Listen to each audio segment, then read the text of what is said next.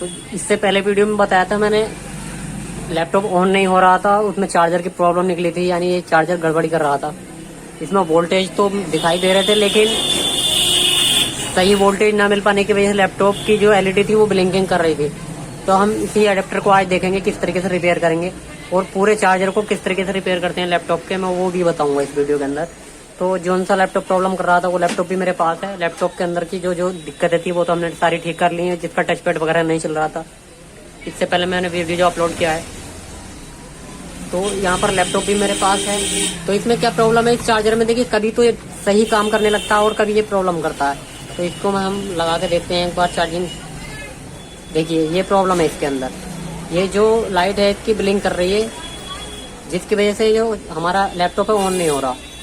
ये कभी कम हो रही है और कभी ज़्यादा हो रही है, इस तरह की ब्लिंकिंग कर रही है। तो इस चार्जर को हम रिपेयर करेंगे, किस तरीके से इसको रिपेयर करना है। तो मैं लैपटॉप को साइड से कर देता हूँ, और जो इसकी पावर है इसकी पावर हटा देता हूँ इसकी। और हम इसकी जो पीसीबी है उसको बाहर करेंगे। पहले इसका जो पावर केबल है इसको निकालेंगे।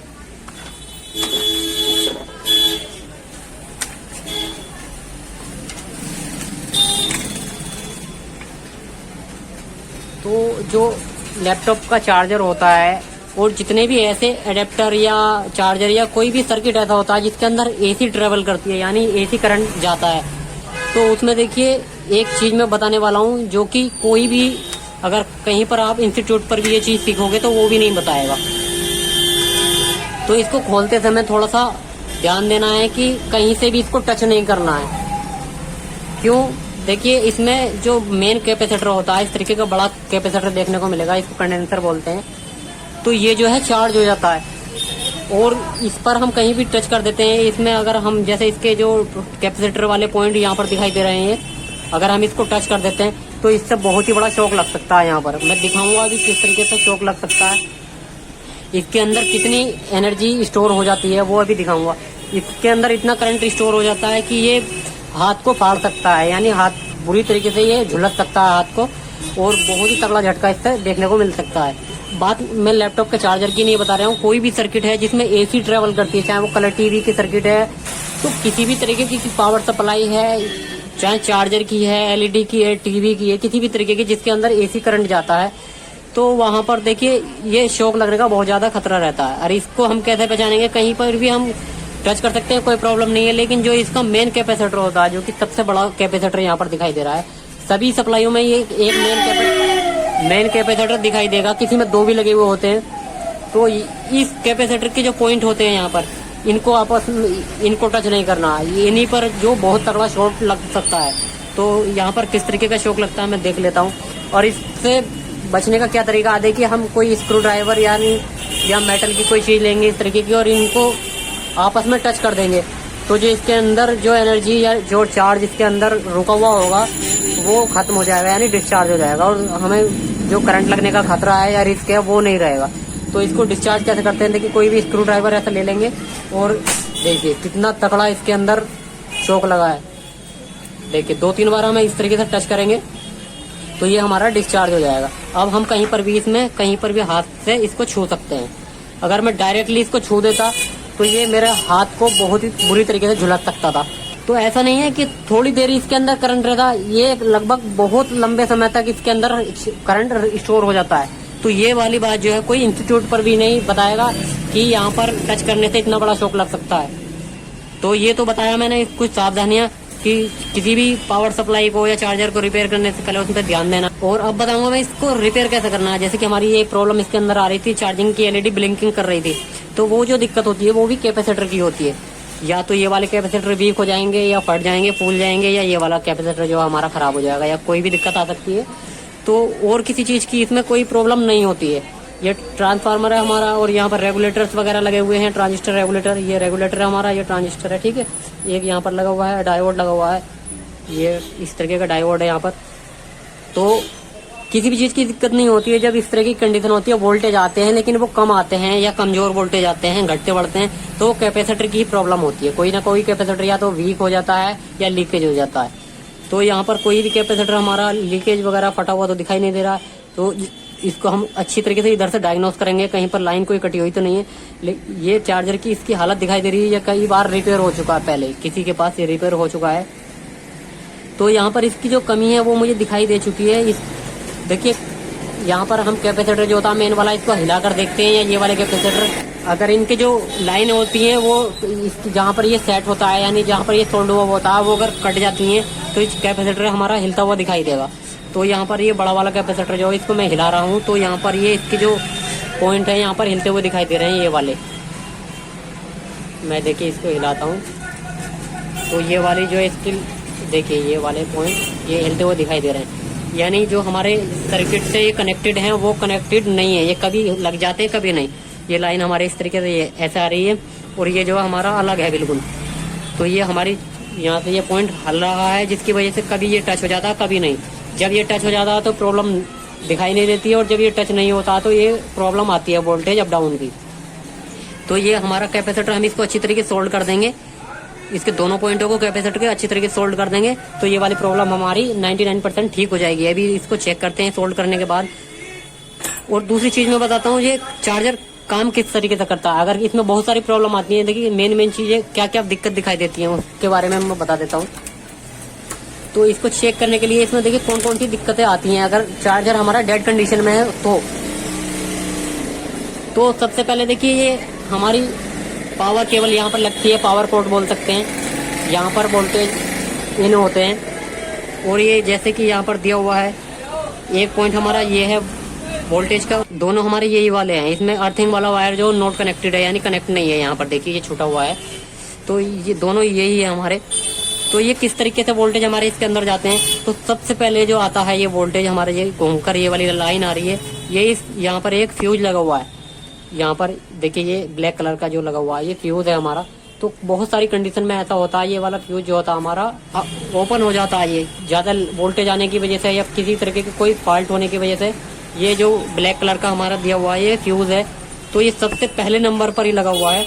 तो ये हमारा कट हो जाता है, यानी ये डिस्कनेक्ट हो जाता है, जिसकी वजह से हमारी जो एडेप्टर है वर्किंग में नहीं रहता है, यानी काम करना बंद कर देता है। और इस फ्यूज के बाद होता हुआ ये हमारा इस वाली कॉइल लगी हुई है यहाँ पर एक, इस वाली कॉइल के अंदर जाता है, ये कॉइल लगी हुई है। तो इसमें कॉइल में देखिए 2 वायर इधर की तरफ है और 2 वायर इधर की तरफ है। तो एक जो हमारा एसी का डायरेक्ट यहाँ पर फ्यूज के जरिए होता हुआ यहाँ इस कॉइल के एक पॉइंट से कनेक्ट हो जाता है, और दूसरा पॉइंट जो हमारा ये वाला ये भी हमारा डायरेक्टली कॉइल पर आता है।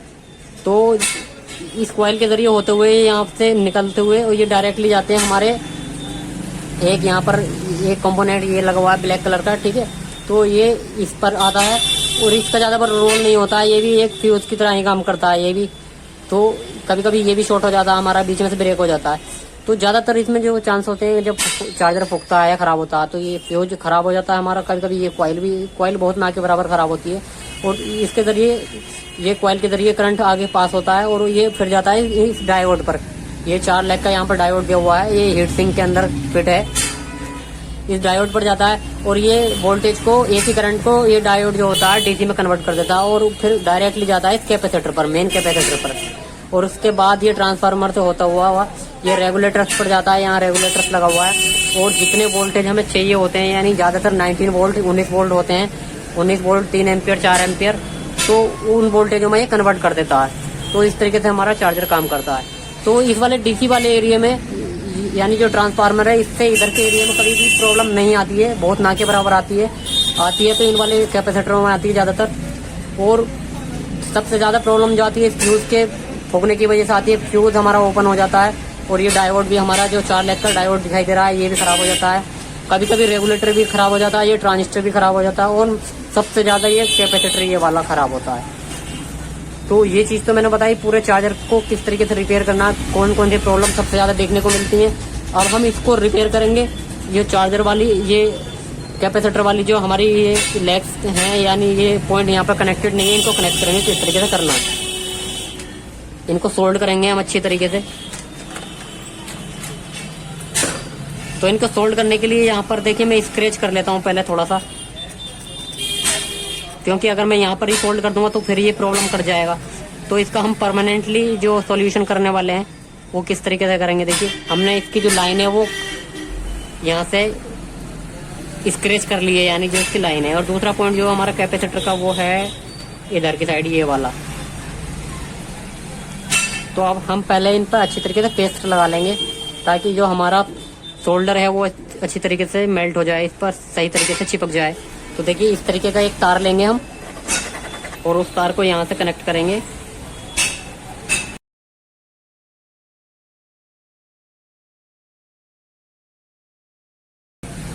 तो यहाँ पर देखिए मैंने ये लगा लिया है। जो फालतू का वायर है उसको हम काट लेते हैं और यहाँ पर इसका भी जो इधर से फालतू है उसको भी काट लेते हैं थोड़ा सा।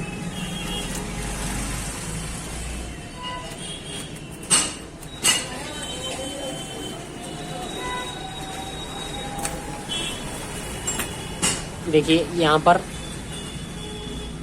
इसको हमने, जैसे ये वाला हमारा कैपेसिटर का पॉइंट यहाँ पर आ रहा था, तो यहाँ से एक वायर से इसको कनेक्ट किया और इस तरीके से यहाँ पर इसको कनेक्ट कर दिया। यानी ये कभी कैपेसिटर हमारा हिलेगा भी तो ये हमारा यहाँ से कभी भी कनेक्शन जो है कटेगा नहीं।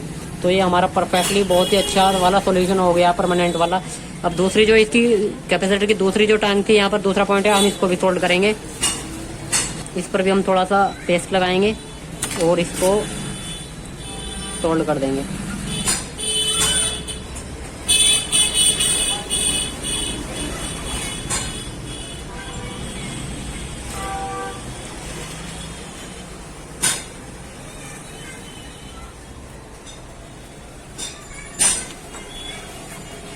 और इसको भी मैंने कर दिया। देखिए एक पॉइंट ये है हमारा कैपेसिटर का, एक ये है। दोनों ही मैंने बढ़िया करके सोल्ड कर दिए हैं। अब ये कभी भी जिंदगी में कैपेसिटर भले ही फूट जाए लेकिन यहाँ से इसमें प्रॉब्लम नहीं आने वाली है। अब इसको हम देखिए चेक करते हैं। फाइनली इसको बंद कर लेते हैं पहले और यहाँ से इसको हम थोड़ा सा साफ सफाई कर देते हैं। इसमें कोई भी जो हमारे जो वायर्स वगैरह लगे हुए हैं या कोई भी टाँका है हमारा आपस में मिला हुआ नहीं होना चाहिए, वरना इसमें कोई ना कोई और प्रॉब्लम ज़्यादा हो जाएगी।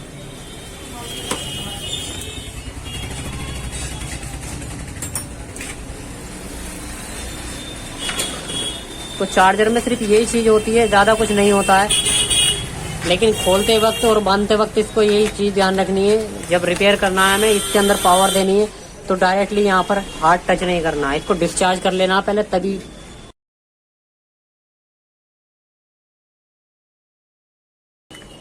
ये थोड़ा सा फिट होने में प्रॉब्लम कर रहा था।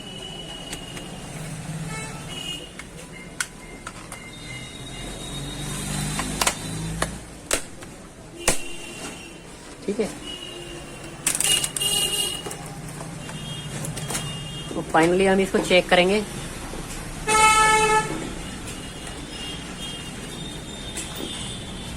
जो हमारी प्रॉब्लम थी वो सही हुई है नहीं हुई है।